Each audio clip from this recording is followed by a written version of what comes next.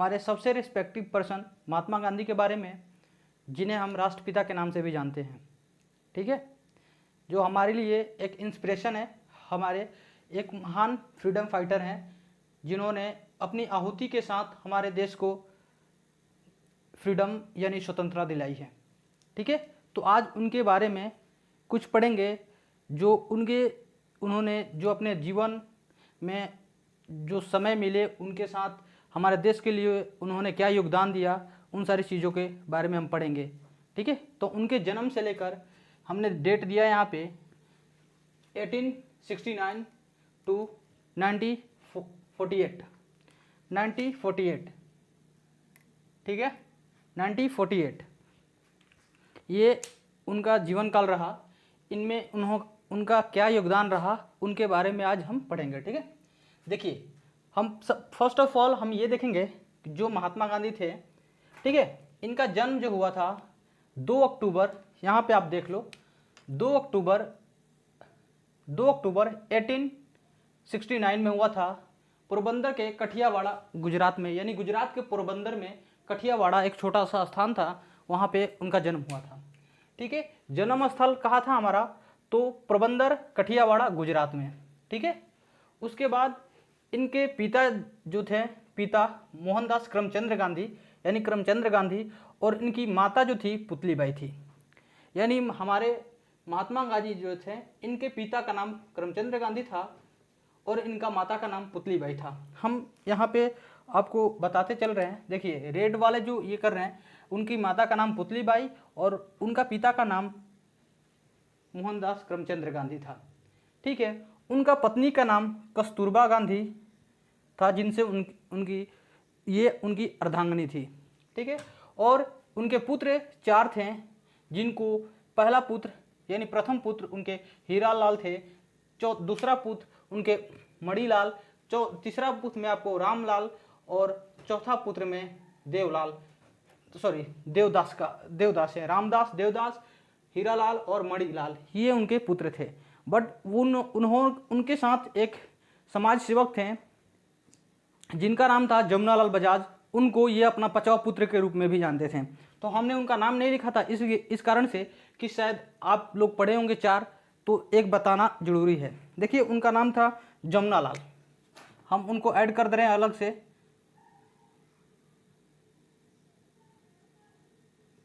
जमुनालाल नाम था उनका। ठीक है, आप ये भी देख लेना, उनका 5वां पुत्र के रूप में जमुनालाल बजाज को जानते थे, जमुनालाल आप लिख सकते हैं। ठीक है, उनके बारे में पढ़ेंगे। उनकी जो मृत्यु हुई थी महात्मा गांधी के, तो 30 जनवरी 1948 यानी 13 जनवरी 1948 में उनका देहांत हो गया था, जो कि नाथुराम गोडसे द्वारा इन्हें गोली मार दिया गया था। ठीक है, इन सारे चीज़ों को हम पढ़ेंगे। अब इनका जन्म के कारण जो भी इन्होंने अपनी भारतीय मतलब हमारा राष्ट्र के लिए जो इन्होंने अपना कर्तव्य किया, इन्होंने अपना सेवा दिया, उन सारी चीज़ों को पढ़ेंगे इनके कर्म वाइज से। ठीक है, चलिए पहला पढ़ते हैं हम लोग ने कि इनकी प्रारंभिक शिक्षा हम देख लेते हैं यहाँ पे। यानी 1876 ईस्वी में इन्होंने अपनी प्रारंभिक शिक्षा यानी प्राइमरी स्कूल में अध्ययन किया। ठीक है, प्राइमरी स्कूल में अपना अध्ययन किया इन्होंने 1876 में। इन्होंने अपना 1876 तक इन्होंने प्राइमरी स्कूल में अपना अध्ययन किया। उसके बाद 1881 में ही उन्होंने राजकोट के हाई स्कूल में अपना अध्ययन किया। 1881 में उन्होंने, ये देखिए यहाँ पे डेट है, 1881 में उन्होंने राजकोट हाई स्कूल में अध्ययन किया था। उसके बाद 1883 में 13 साल की उम्र में उनकी कस्तूरबा गांधी से विवाह हुई थी। ठीक है, जस्ट 13 साल की उम्र में इनकी 1983 यानी 13 या 14, हाँ तकरीबन 14 साल की उम्र में यानी 13 साल की उम्र में उनकी कस्तूरबा गांधी से शादी हो गई थी। फिर क्या हुआ कि 1985 के एक ऐसा भयावह समय था कि उनके पिताजी का देहांत हो गया, जो कि 63 वर्ष की उम्र में थे। ठीक है, 1963 में उनका पिताजी का देहांत हो गया था। ये है यहाँ से लाइन, 1963 में उनके पिताजी का नाम जो करमचंद गांधी यानी मोहनदास करमचंद गांधी जो थे, उनका देहांत हो गया था। कब? 1985 में। उनका उस टाइम उम्र 63 वर्ष हो रहा था। ठीक है, उसके बाद हम पढ़ेंगे नेक्स्ट पॉइंट क्या है इनके जीवन काल में। 1987 बोल रहे, 1885 में इनका पिताजी का देहांत हुआ था। फिर 1800 में क्या हुआ, 1870 87 में इन्होंने मैट्रिक पास कर, ठीक है, भावनगर के सामलाल दास एक प्रवेश कॉलेज था, सामलाल दास में प्रवेश किया, कॉलेज था वहाँ पे उन्होंने एक सत्र का कॉलेज को पढ़ाई करके उसके बाद एक सत्र के बाद उन्होंने क्या किया था, कॉलेज छोड़ दिया था। ठीक है, यानी उन्होंने 11th किया और उसके बाद उन्होंने कॉलेज छोड़ दिया था। ठीक है, महात्मा गांधी जो थे उन्होंने मैट्रिक पास कर भावनगर के एक सामलाल, ठीक ना, सामलाल दास में प्रवेश लिया और प्रवेश करने के बाद ही उन्होंने क्या किया कि एक सत्र के बाद उन्होंने अपना क्लास को छोड़ दिया था। ठीक है, और ये घटना कब थी, 1887 की थी, यानी 1887 की घटना थी ये। उसके बाद उन्होंने 1888 में प्रथम पुत्र, यानी जो कि हमारा हीरालाल का जन्म हुआ, ठीक ना, हरिलाल का जन्म हुआ 1888 में, और वो फिर वकालत के लिए इंग्लैंड चले गए। यानी 1888 में उनका प्रथम पुत्र का जन्म हुआ और 1888 में ही वो इंग्लैंड अपने वकालत की पढ़ाई के लिए चले गए।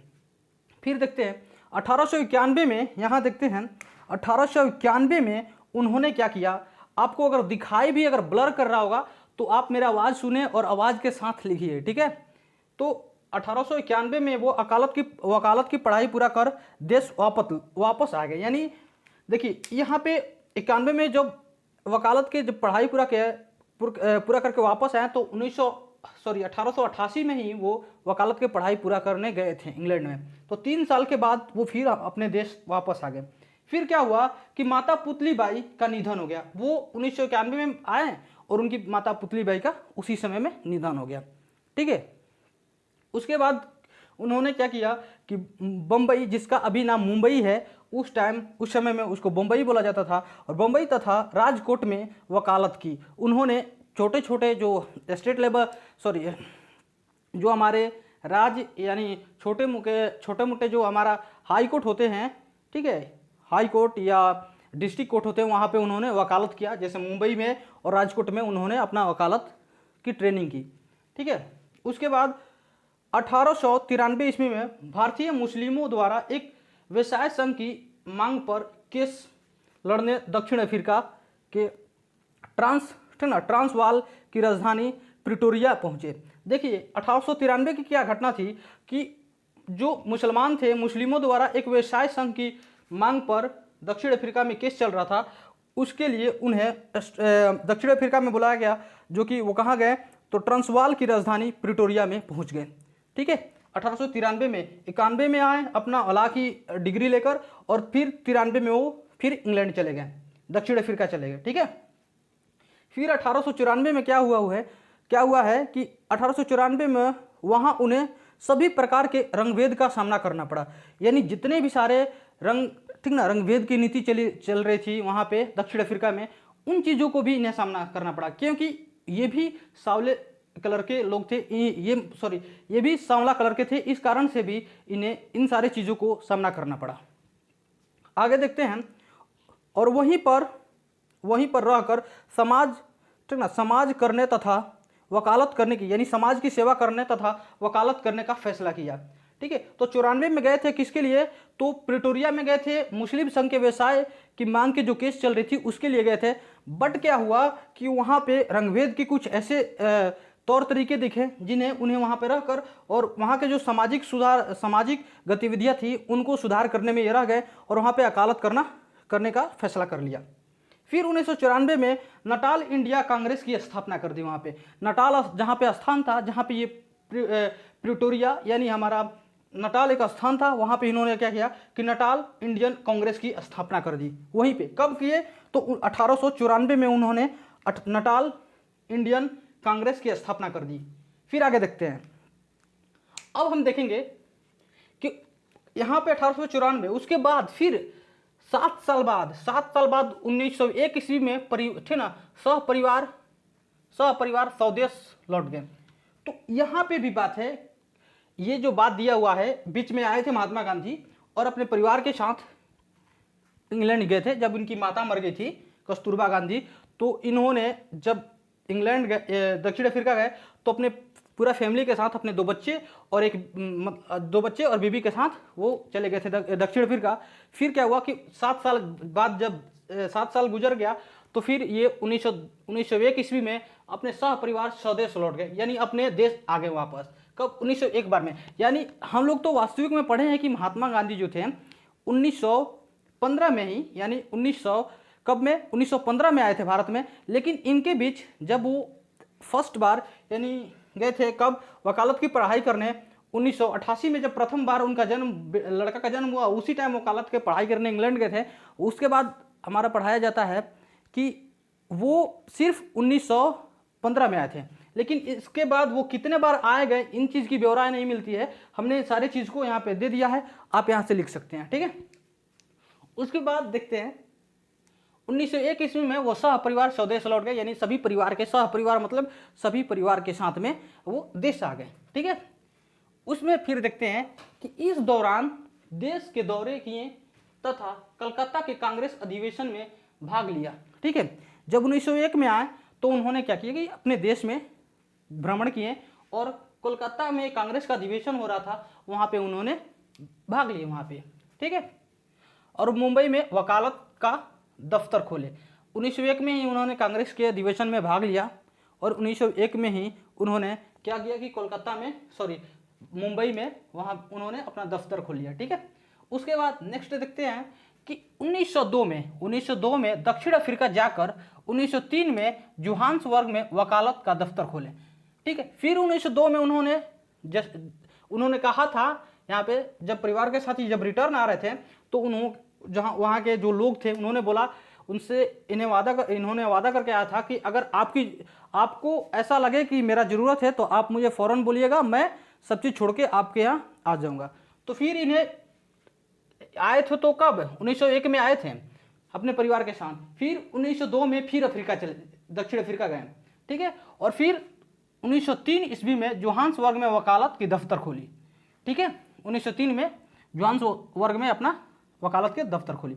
फिर क्या हुआ कि 1904 में, आपको देख लो यहाँ पे आप, 1904 ईस्वी में इंडियन ओपिनियन साप्ताहिक पत्र का प्रकाशन किया।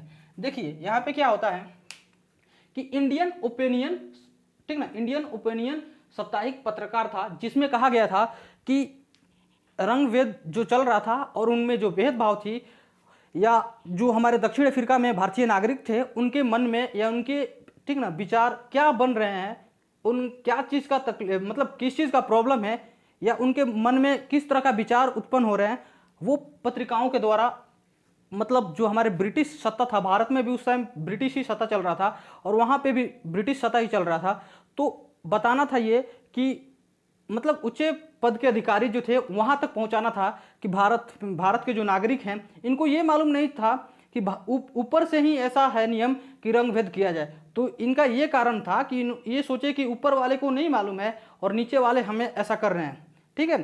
तो ये इस कारण से, ये इस मोटिव से इन्होंने इंडियन ओपिनियन की शायद पत्र, यानी इस पत्रकार के सहायता से ये अपने ऊपर वाले के पास ये जानकारी पहुंचा पाए कि शायद भारतवासियों के साथ ऐसा रंगभेद का नीति चला जा रहा था। इस कारण से उन्होंने अपना भारतीयों के लिए इन्होंने इंडियन ओपिनियन नामक सप्ताह पुस्तक को, पत्रकार को लॉन्च किया, ठीक है। फिर क्या हुआ कि 1906 ईस्वी में क्या हुआ कि एशियाटिक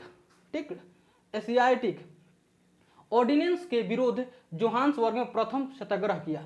देखिए 1906 में ही वहीं पे दक्षिण अफ्रीका में ही उन्होंने क्या किया कि एशियाटिक ऑर्डिनेंस के विरुद्ध उन्होंने जोहान्सबर्ग में प्रथम सत्याग्रह किया, ठीक है। आप लोग को यहाँ से दिख रहा होगा ये 1906 है और एशियाटिक ऑर्डिनेंस के विरुद्ध उन्होंने जोहान्सबर्ग में ही क्या किया कि प्रथम सत्याग्रह किया था। यानी गांधी जी का प्रथम सत्याग्रह कब किया गया था, तो पूछा जाता है कि दक्षिण अफ्रीका में गांधी जी ने प्रथम सत्याग्रह कब किया था, तो 1906 में, और किसके विरुद्ध, तो एशियाटिक ऑर्डिनेंस के विरुद्ध में जोहान्सबर्ग में उन्होंने किया था, ठीक है।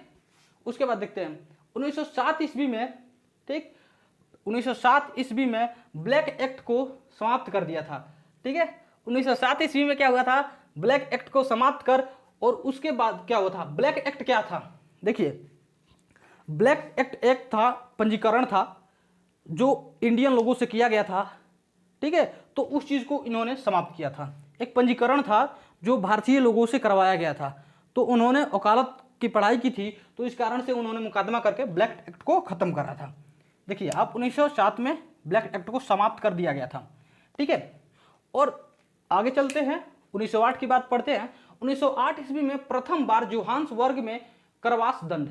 अब देखिए फर्स्ट बार यानी महात्मा गांधी को प्रथम बार करवास दक्षिण अफ्रीका में कब मिला था, तो इन्होंने जब किसके कारण मिला था, तो दंड इसके कारण मिला था कि इन्होंने क्या किया था कि यहाँ पे सत्याग्रह किए हैं ना जोहान्सबर्ग में। जोहान्सबर्ग में सत्याग्रह करने की वजह से इनको 1908 ईस्वी में करवास मिला था, करवास दंड मिला था। और उसके बाद 1910 ईस्वी में जोहान्सबर्ग के निकट टोल्स्टॉय फॉर्म की स्थापना की।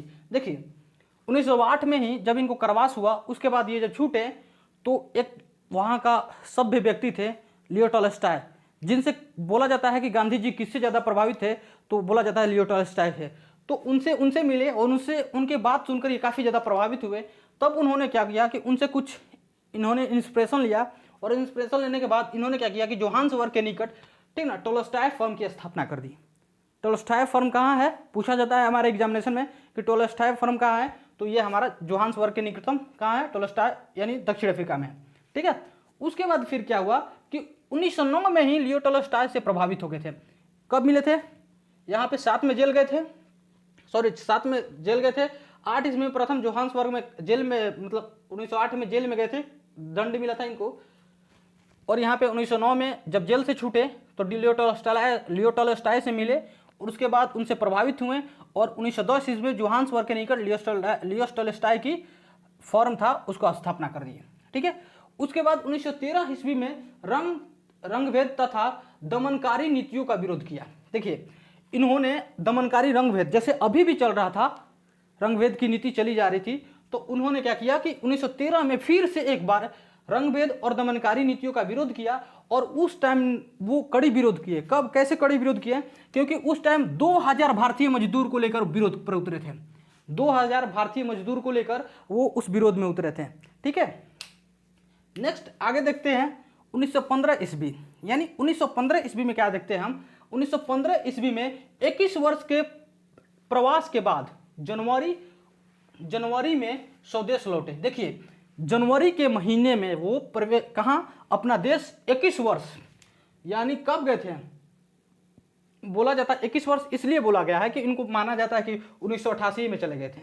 ठीक है, 1988 इतना में चला गया था, इस कारण से कैलकुलेशन किया गया कि 21 वर्ष के लंबे समय के बाद, यानी 21 वर्ष के प्रवास के बाद जनवरी में वो स्वदेश लौटे तथा मई में एक कोचरब में सत्याग्रह किया। देखिए आते आते उन्होंने क्या किया कि कोचरब में सत्याग्रह कर दिया। ठीक है, कब, जनवरी में तो आए इंडिया में, और मई में क्या कर दिए, सत्याग्रह कर दिए। उसके बाद इस सत्याग्रह को आश्रम की स्थापना की। देखिए यहाँ पे देखते हैं सत्याग्रह आश्रम की स्थापना कर दी। सत्याग्रह आश्रम है, ठीक है, ये देखते हैं सत्याग्रह आश्रम की स्थापना की, और जो 1917 ईस्वी में साबरमती नदी के पास स्थापित हुआ।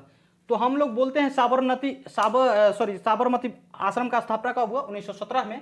ऐसे क्वेश्चन पूछता है कि साबरमती आश्रम का स्थापना कब हुआ, तो उसके देखिए अहमदाबाद में हुआ था, साबरमती नदी पर। तो ये हमारा वास्तविक में कौन आश्रम था, तो सत्याग्रह आश्रम था जिसको 1917 में साबरमती नदी के किनारे स्थापित किया गया था। गांधी जी वापस कब आए थे, तो 1915 में 21 वर्ष के प्रवास के बाद, यानी 21 वर्ष के प्रवास, लंबे प्रवास के बाद जनवरी में वो अपना देश वापस लौटे। 1915 जनवरी में देश अपना वापस लौटे, और कुछ ही महीनों के बाद उन्होंने ठीक एक स्थान था कोचरब में सत्याग्रह आश्रम की स्थापना की, और जो 1917 ईस्वी में साबरमती नदी के पास स्थापित हुआ। ठीक है, 1916 में देखिए क्या हुआ था, 1916 में यहाँ पे फरवरी 1916 में, ये फरवरी है, फरवरी 1916 में बीएचयू के उद्घाटन में इन्होंने भाषण दिया था। ठीक है, 1916 में बीएचयू के उद्घाटन में इन्होंने भाषण दिया थे, स्थापना किए नहीं थे, स्थापना कोई और किया था। ठीक है, मदन मोहन मालवीय हैं इसके संस्थापक बीएचयू के।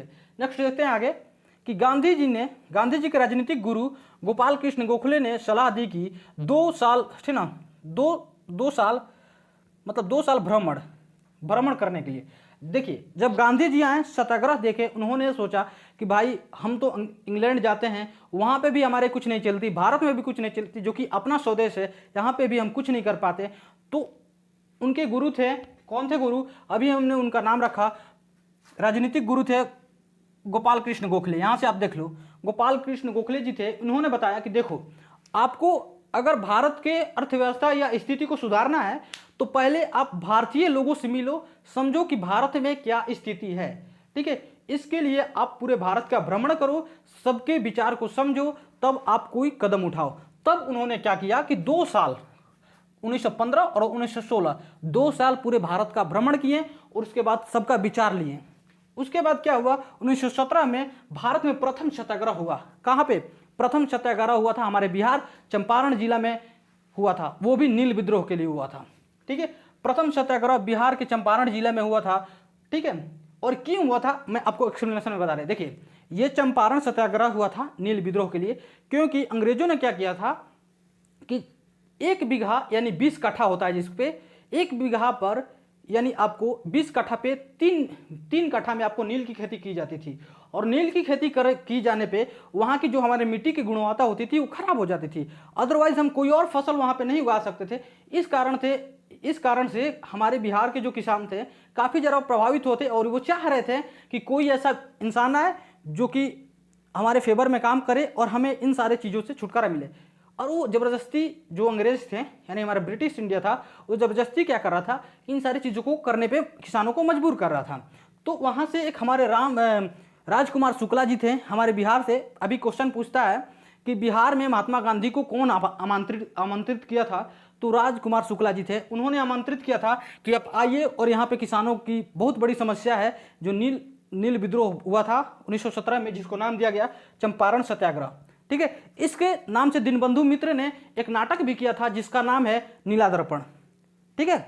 तो ये सारी चीज़ थे। देखिए, भारतीय 1917 में ही सत्याग्रह चंपारण बिहार में हुआ था।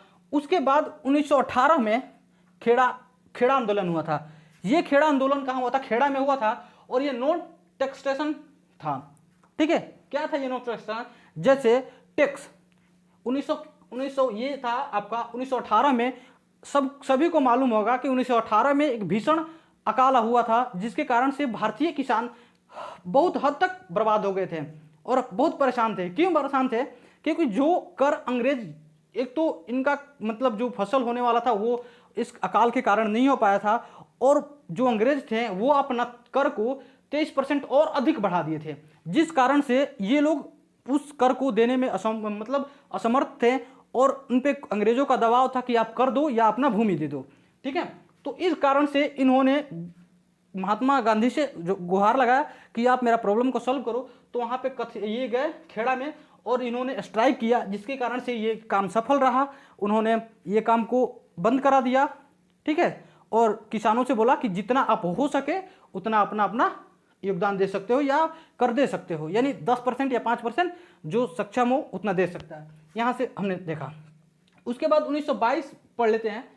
इसके बाद देखिए 1922 से हमें कुछ डेट इधर उधर होगा, आगे पीछे ऊपर नीचे डेट होगा, तो आप थोड़ा प्लीज़ देखते रहना। 1922 में क्या हुआ? 1920 से 1922 में खिलाफत आंदोलन हुआ। खिलाफत आंदोलन 2 भाइयों ने किया था। आपको बता देते हैं, खिलाफत आंदोलन 2 भाइयों ने किया था। अली बंधु थे, लियाकत अली और शौकत अली, ठीक है। 1919 में हुआ। गांधी जी, देखिए हम थोड़ा सा रिवर्स जाते हैं, हम लोग बंगाल विभाजन पे जाते हैं।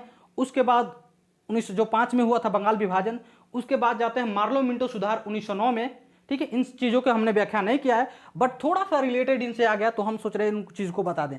देखिए क्या है कि बंगाल विभाजन के बाद 1909 में मार्लो मिंटो सुधार हुआ, ठीक है। मार्लो मिंटो निर्वाचन, ये जिसको हम बोलते हैं सांप्रदायिक निर्वाचन, यानी मुस्लिम को अलग निर्वाचन और हिंदू को अलग निर्वाचन।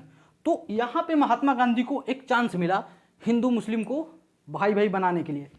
तो उन्होंने तुरंत चंपारण सत्याग्रह यानी खिलाफत आंदोलन में पूरा कांग्रेस को लेकर उन्होंने तुरंत बोला कि भाग लो आप लोग। क्यों? क्योंकि यही एक समय है कि आप दिखा सकते हो कि हम हिंदू मुस्लिम एक हैं। तो उन्होंने क्या किया कि ये काम करने के लिए तुरंत वहाँ पे गए और पूरा कांग्रेस ने सपोर्ट किया इस आंदोलन को। और ये आंदोलन हुआ क्यों था? तो इसलिए हुआ था कि तुर्की के खिलाफ मतलब खलीफा के पद को पुनः स्थापना। देखिए क्या हुआ था कि तुर्की के खलीफा जो थे उनका पद से हटा दिया गया था, ठीक है, वहां पे किसी और का शासन चलने लगा था। तो ये लोग जो थे इस कारण से लड़ रहे थे कि ब्रिटिश ईस्ट इंडिया यहाँ पे इंडिया में है, तो ये क्या क्या करे कि तुर्की में जो हमारे फ्रांसीसी वगैरह थे, फ्रांसीसी का वहाँ पे चल रहा था शासन, तो उन्होंने लोगों ने बोला कि यहाँ पे आप दबाव डालो, यहाँ पे आप ब्रिटिश फ्रांसीसी पे दबाव डालो कि वहाँ से वो लोग हटे तो हमारे खलीफा का पद वापस मिले। तो ये भारत भी चल रहा मतलब सोच रहे थे कि चलो इसमें कुछ हेल्प कर दें हम।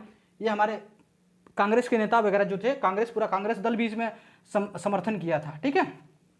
तो ये हमारा खिलाफत आंदोलन ऐसे हुआ, दो भाइयों ने करवाया, अली बंधु जो थे लियाकत अली और शौकत अली। 1919 से 1922 ईस्वी तक खिलाफत आंदोलन चला। ये क्यों हुआ था? तो तुर्की के खलीफा के पद को पुनः स्थापना करने के लिए हुआ था। नेक्स्ट देखते हैं 1920 ईस्वी में असहयोग आंदोलन स्थापित किया गया था। 1920 ईस्वी असहयोग आंदोलन असहयोग इसका नाम पड़ने का कारण क्या हो गया? देखिए असहयोग आंदोलन स्थगित क्यों हो गया? स्थगित होने का 1920 ईस्वी में तो स्टार्ट हुआ था, ठीक है, स्थगित कब हुआ अब बता रहे हैं। देखिए असहयोग आंदोलन आप यहाँ पे देख लो 5 फरवरी को 1922 को स्थगित कर दिया गया था। क्यों स्थगित कर दिया गया था असहयोग आंदोलन को? देखिए हमारे यूपी के, यहाँ पे आपको डिटेल नहीं मिलेगा, हम बोल दे रहे हैं, आपको लिखना होगा तो लिख लीजिएगा। हमारे यूपी के गोरखपुर जिला में, ठीक है, एक थाना था, वहाँ पे अंग्रेजी सिपाही थे जिसमें से 22 सिपाही कर्मी थे, एक उसमें वहाँ का ऑफिसर था, ठीक है। हमारे भारतीय सैनिक ने विरोध को लेकर, ठीक है, विरोध के लेकर उन्होंने क्या किया कि पूरा थाना जो था उसको जला दिया, जिसमें से 12 सिपाही कर्मी और एक थानादार जो था यानी वहाँ का ऑफिसर था जलकर मर गया। तो महात्मा गांधी का उद्देश्य था कि हमें अहिंसा नहीं करना है, हिंसा से लड़ना है, सॉरी हिंसा से नहीं अहिंसा से लड़ना है। तो इस कारण से उन्होंने ये सत्याग्रह दुखी होकर बोले कि जब आपको यही करना था तो हम इन सारी चीज़ों में भाग ही नहीं लेंगे। उन्होंने अपना ये सत्याग्रह जो था असहयोग आंदोलन उन्होंने वापस ले लिया। ये हमारा चौरी कांड था, जो चौरी चौरा कांड बोला जाता है वो हमारा हुआ था। देखिए ये हमारा 1922 ईस्वी में, यहाँ पे आप देख लो चौरी चौरा कांड 1922 ईस्वी में हुआ था, ठीक है। उसके बाद हम पढ़ते हैं आगे। एक चीज़ छूट गया था, देखिए हम बोले थे कि डेट ऊपर नीचे होगा। फिर 1919 में रॉलेट एक्ट आया था। रॉलेट एक्ट क्या था? रॉलेट एक्ट में क्या हुआ था 1920 में? ये भी एक बिल था, ठीक है, ये भी एक बिल था रॉलेट एक्ट। 1919 में ही केसरे हिंद की उपाधि इन्होंने त्याग दी थी। जो गांधी जी को केसरे हिंद को ब्रिटिश सरकार ने इनको केसरे हिंद की उपाधि दी थी, इन्होंने त्याग दी थी। इसके साथ हमारे वो गुरु जी जिनको बोला जाता है रविन्द्रनाथ टैगोर जी, उन्होंने अपनी उपाधि नाइटहुड की उपाधि त्याग दी थी। क्यों त्यागी थी? क्योंकि इसी तारीख को इसी 1919 में ही जलियांवाला बाग हत्याकांड हुआ था अमृतसर में, जिस कारण से इन लोग दुखी होकर ये अपना उपाधि त्याग दिए थे। तो उसमें गांधी जी के रिलेटेड था कि केसरे हिंद की उपाधि महात्मा गांधी ने 1919 में त्याग दी थी। क्यों त्यागी थी? क्योंकि ये दुखित हुए थे जलियांवाला बाग हत्याकांड से, और इनके अनुमति मतलब इन लोग के सक्षम में एक कमेटी की गठन नहीं की गई थी, जिसके उन लोग के अपने मन मुताबिक उन्होंने गठन किया था, जिसका नाम था हंटर कमेटी, ठीक है। नेक्स्ट आगे पढ़ते हैं। 1924 ईस्वी में प्रथम बार कांग्रेस अधिवेशन के बेलगाम अधिवेशन में अध्यक्ष बने। देखिए 1924 ईस्वी में प्रथम बार कांग्रेस के अध्यक्ष बेलगाम में बने, यानी 1924 में कांग्रेस का अधिवेशन हुआ था बेलगाम में, ठीक है।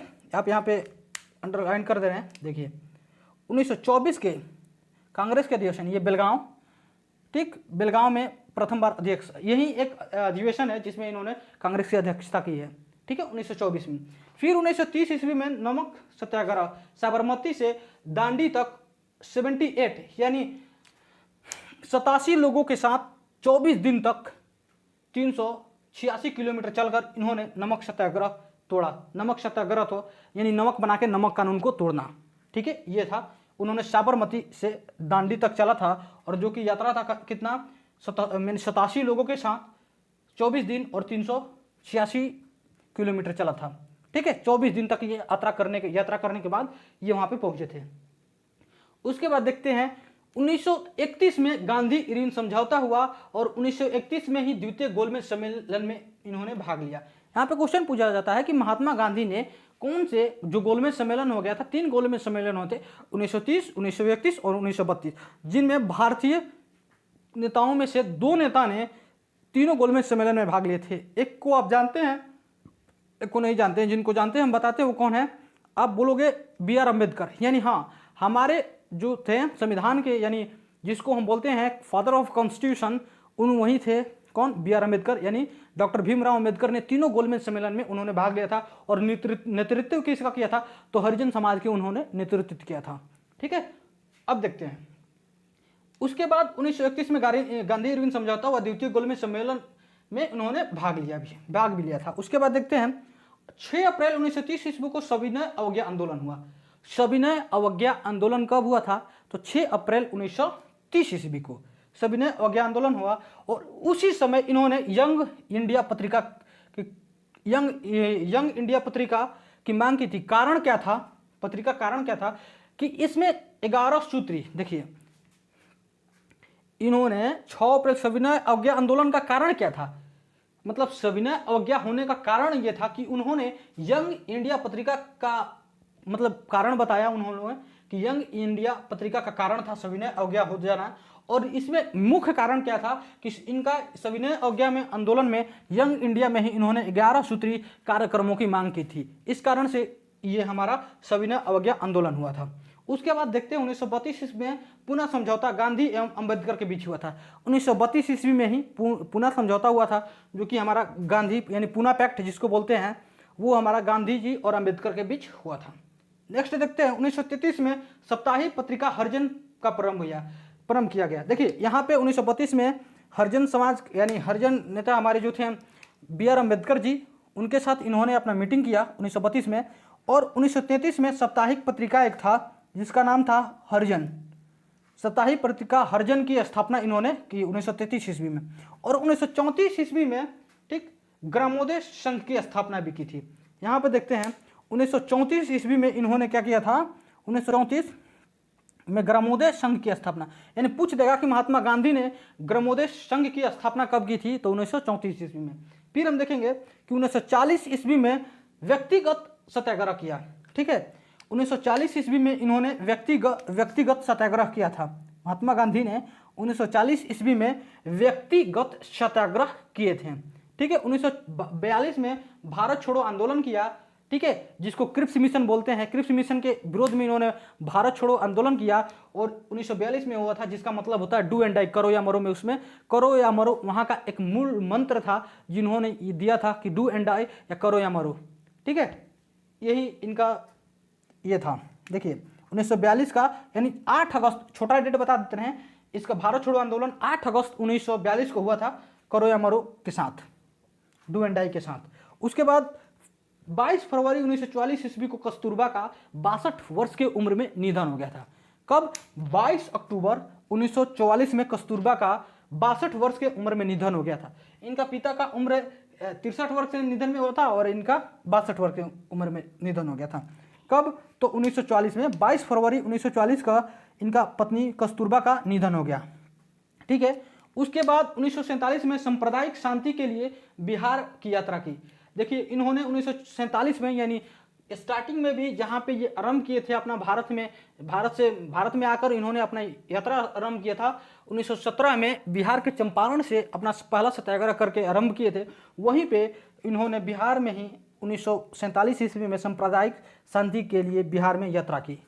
ठीक है, और फिर अंतिमतः उन्होंने देश विभाजन का विरोध, देश विभाजन जब हो रहा था, ठीक है, देश जब विभाजन हो रहा था उसका भी इन्होंने विरोध किया था तथा 15 अगस्त 1947 को ठीक ना दंगा शांत के लिए ठीक उपवास भी रखा।